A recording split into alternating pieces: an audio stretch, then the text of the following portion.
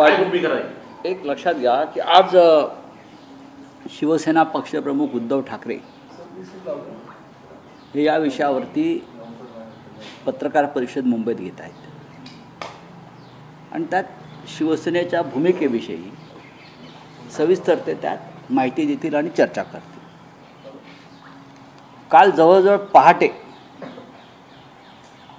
हे वक्फ सुधारणा विधेयक मंजूर झालं.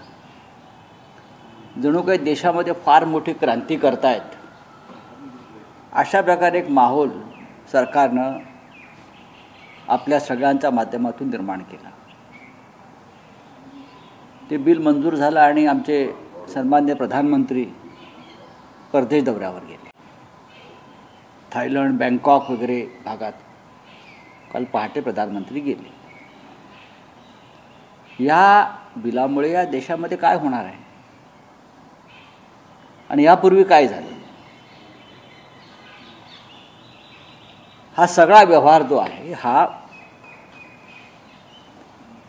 मुस्लिमांच्या संपत्तीवर कब्जा मिळवण्याचा आहे. याच्यामध्ये फार मोठं महान कार्य का गरीब मुसलमानांना याच्यातून खूप मोठं त्यांचा उद्धार होणार आहे वगैरे जे काही भाषा काल केली हे पूर्णपणे ढोंग आहे. 2.5 लाख कोटीच्या वर ज्या प्रॉपर्टीची किंमत मूल्य केलेलं आहे अशा प्रॉपर्टीवरती आपला अधिकार राहावा यासाठी काल हा सगळा खेळ झाला. अल्पसंख्याक असतील, मुसलमान असतील, त्यांच्या महिला असतील, यांचा उद्धार कसा होणार याच्यातून. पण एक काल मात्र अमित शहांच्या पोटातून एक सत्य बाहेर पडलं. त्यांच्या भाषणात जर आपण ऐकलं असेल